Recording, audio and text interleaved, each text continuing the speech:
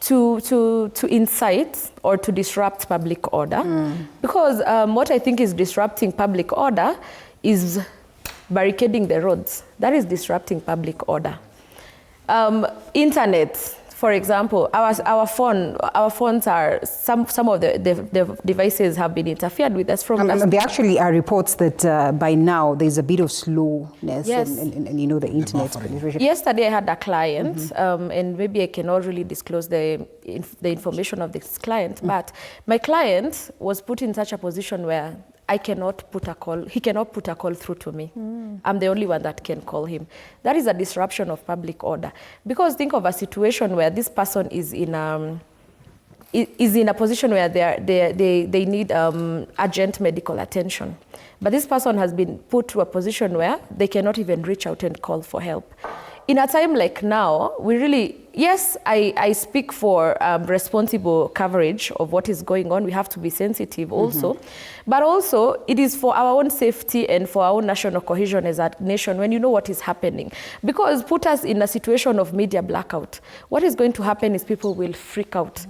People will freak out, people will panic. And you know, the complexes of fright, how will these human beings respond? You're in a situation where you don't know whether your son, I'm a mother, your son is in Nairobi. You're not in a position to access information. And this is what the Constitution of Kenya really prioritizes. The priority is on the safety of the citizens. Every act the government is going to take in this particular time, because our nation is in crisis, however we want to look at it, let it be with the best interest of the mwananchi at heart. That is the spirit and the letter of the Constitution. If we do this, that every act that we're doing it for the purposes of protecting our political leadership, our political space, and our powers, we will eventually end up harming the people that the Constitution is meant to protect. So Constitution in letter and in spirit has not been upheld. We are using the Constitution to hurt the people that the Constitution is supposed to protect in the first place. All right, yes. Kevin, I'm sorry, you have a question, or I could ask Kevin something. Kevin, let's talk about the alternatives that we have, and I think we have mentioned them earlier. You know, the opposition, the united opposition, the lawyers and everything. Yesterday, Honorable Kalonzo Musyoka says that they have intelligence, that there are some goons, 4,000, you know, 4,000 of them, you know, or even more, that are set to work with police today. You know, 5,000 policemen to disrupt these activities that we get to witness today. When you listen to such, what message does it send? And if the next day then we confirm, because then the day is still, you know, unfolding, we cannot speak with authority that so far we have not had any reports with reporters on ground as to whether these processes have been infiltrated by goons. But you know, by end of day, we might know whether it is true or not. When you listen to this, what do you make of it? Or, I mean, if there's some truth in what is being said, how does it help to stop the plans of the government? Or if the statements are just baselessly being said, how much damage do they do to these processes? Thank you so much. We are at a very critical time in the history of this country. And it is so critical to the extent that we should be very cautious of what we say, either as leaders, either old or young, because let me take an example of last week when the former deputy president had said that he has reports of goons who are going to disrupt the protests. Goons came. You're saying that yesterday the former vice president, Kalonzo Musyoka, said that former deputy, he was a vice, said that there are goons, 4,000 of them. I feel like we need to get to a point, if you're giving us information, tell us the right thing. Where is it coming from? Tell us, I learned from Riro that 1, 2, 3 things will happen. But when you tell us you have intelligence, from who? You know, we also want to know as a people, because I want to imagine of the state of that vendor in an estate somewhere who's watching TV and seeing that TVs are going to be switched off. And they are probably sure the son is somewhere in a city, in a different city. And the thing they've seen a few minutes ago was some very violent things. So we have to get to a point where we are responsible as citizens, and especially as senior citizens in this country, that a leader should, should give, or rather substantiate whatever they are saying. Number 2, allow me to comment on the action by CA. And I find that to be somewhat wrong, simply because we are at the height of a very emotional and very critical moment. So when you just cite constitutional articles, it is fine. But does the person in the remote areas in this country understand what Article 33 and 34 say? You should go to a point of telling us, I've seen TV what and what has said this and this, so Article whatever says this, and you guys understand. So then what? Stop this coverage. But when you come at the critical, at the height of very, very emotional things and tell us you're switching off, then what? Let us not hurt this country. And I want to say, when it comes to the solutions we need as a country, we need to also be very, very careful what we say. If you feel like you're too pressured as the CA Director General, that you have to, or rather you're compelled to give some information, you'd rather resign at that moment than put the nation at a very critical point. Because yes. I want to remind you that sits under the ICT. Yes, I agree. Exactly. And why I want to say that, first off, thank you so much. First off, I am not an employee of the Ministry of ICT. I agree. Number two, with the studies I've done, I understand that there are things the Cabinet Secretary cannot institutionalize in CA. And you understand that. Yes. Simply because he's the Cabinet Secretary, he can't come to a TV station and say, I want to speak. There are clear roles as defined and enshrined in the Constitution. So it is not the Cabinet Secretary's fault, but we have to blame the CA on this one, that the fact that such an article or rather such a communique is coming from CA, why is it coming, and why are you giving us such information, such critical information, at a time when things are just becoming so dark? But the CS can as well advise and say maybe you need to he has the time, he has the powers to do that. He can speak about it. Thank you so much. Thank you so much. Kwa Mboka, tunapokamilisha kuna hili swala ambalo limejitokeza, tungependa pia kusikia hisia zako kama kijana. Ndio tumesikia CA wametishia kwamba watafunga vituo ambavyo vinaendelea kupeperusha matangazo mubashara. Sijui hisia zako ni zipi na wakati huu tuko sawa? Okay, at the moment I have only few things to say. I just want to advise the people who are on the streets right now to make sure your phones are active, because we have no other way to hold these people accountable except that we take this live coverage ourselves. They cannot infringe our personal rights to use our phones for anything, but maybe they have that right over media houses. So if you're out there, you have a phone, you see anything, record everything. Even a fly pass, you record everything. We want accountability, and that's what the government is taking away from us by denying the media houses to air this live as it goes on. So that's what I want people to know. Yeah, that's all I can say. It's so sad. I'm actually very sad because I didn't expect it to be like this. If you knew that it was gonna be hot and you predicted it, why didn't you initially tell people that we're not gonna be airing? That will mean that all of us should be on the streets, because that's the only way we're gonna keep eye on each other. So I don't really know what the government is up to, but just record everything. Record everything, yeah. So you have 30 seconds for everyone to round it up. It's important that we also pave way for other people, and we too have done our part, right? Sekunde 30, tafadhali. Okay, we start with you, all right. I think my parting shot would go Let's have the mic up. I think my parting shot would go to the bone of contention, until when? And the only true answer would be until the government restores itself. We've seen governments actually restoring themselves. You remember there was a time when the US people did not want Trump. Then eventually they are the same people who elected Trump back.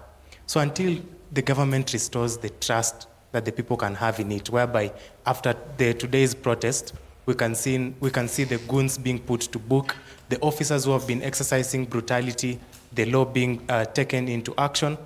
Until then is when we'll witness the end of this protest. All right. So my parting shot is let the government restore itself. Asante sana Mbusio. To Gen Zs, if we have to raise, then we have to rise in wisdom and not rage. Number two is that a true democracy is watered by the blood of patriots and tyrants. And finally, is to say that when a hand gets dirty, you don't cut it, you wash it. Let's focus na tusaidia serikali iende mbele. Thank you. Asante. Kevin? Thank you so much. The Bible in the book of Micah 7:7 said that, but as for me, I watch in hope for the Lord. I wait for my Savior. My God will hear me. Dear Kenyans, God will hear us. Dear Kenyans, solutions will come. Let us keep on with being patriotic as we've always been. Let us keep putting in the work. And for sure, 2027 will come. We will have a voice and we will have a future that, we will have the elections to prove the way for our future. So let us keep being patriotic. Let us keep obeying the laws of the land. And for sure, we will have solutions to every challenge that is coming our way. Thank you. Asante sana. Riro? Shukran tena kwa mara nyingine. Ningependa kusema kwamba kila mahali kuna anayetumia na anayetumika. Chunga sana usiwe unayetumika. Na pia kwenye jahazi la hekima, hakikisha kwamba pia una hekima. Naam, shukran sana. Ringa? My last quotation will come from the Constitution of Kenya, and specifically the preamble of the Constitution, which says, "We, the people of Kenya," and to say that those who works in those offices, government offices, should do so in the trust of the people of Kenya, and should at all time ensure that there is equity, there is the adoption of the rule of law, and should do so with the trust of the people of Kenya. Kenya is our motherland. Kenya is our country. We will not have any other country apart from Kenya, and we love Kenya. Kwamboka? Kwamboka, okay. So you're lucky. Ufungie. Yes, we lost our Kenyan brothers, our Kenyan fathers, our Kenyan husbands and friends. And all it is to some people is that this is a war. It's not a war, it's a cry. We cry that the government hears us and responds to the death and gives justice to every Gen Z that lost their life in fighting for a more democratic Kenya. George? Just when you were about to sip. So my conclusion would be a quote by Thomas Jefferson. He said, "When the government fears the people, that's liberty. But when the people fear the government, that's tyranny." And I would also like to state, rest in power for our fallen soldiers.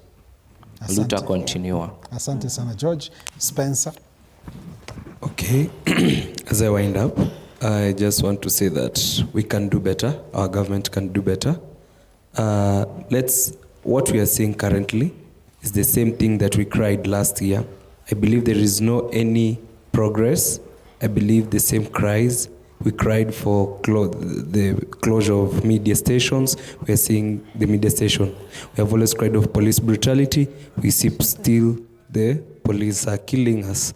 So I believe my prayer is to the government, to the president.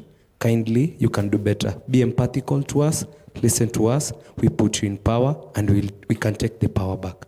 Yeah. Thank you. Vincent? Thank you for this opportunity. I want to tell every youth outside here that the foundation for better future is changing mindset. And to the government of Kenya, please give a listening ear to our cries. So I will finish by saying, or by a question, when will justice be our shield and defender in this nation? So thank you so much. Thank you so much. And we come to you, Senior. We start with you, Farida. Mine is to say that to whom more is given, much more is expected. We are living in times where we've been given a lot of freedom, but they might be able to guarantee our freedom of speech, but they might not be able to guarantee our freedom after speech. So let us be very responsible, let us be vigilant, and please keep safe and look for hope at the end of the tunnel. Well said. Sonia. Mine is to the government, please don't dismiss, just address the issues, because then I see very many missed opportunities for them to create and build the trust that has been eroded over time. To the young people, your voice matters. Educate yourself politically so that you can engage meaningfully beyond today. All right, Senior, last but not least. Well, this is what I would say, and I want to remind ourselves that words are tools, and it's with different tools that you make, or you get different products. So if you want a good product, make sure that you use the correct tool. So let us be mindful of the words that we speak. Words, they carry the power that they come with, and they'll go out there and accomplish what you have spoken. And finally, it's only conversation that can bring us together, because it's from that we are going to have win-win situation, where we are not going to fight with generation this or that, where we are not going to fight with the one, this is for the government, this is for the citizens. Let us talk and let us have a conversation. And I would say, and dare say this, the conversation is now. Any other time is too late. All right, well put. Last speaker Peter Mutuku, mkuu idara ya huduma Nairobi. Thank you so much. And once again, Sonia Aima, afisa wa mipango ya TISA. We expected Michael Agwanda. We appreciate him in absentia. I mean, for the commitment to as well join us.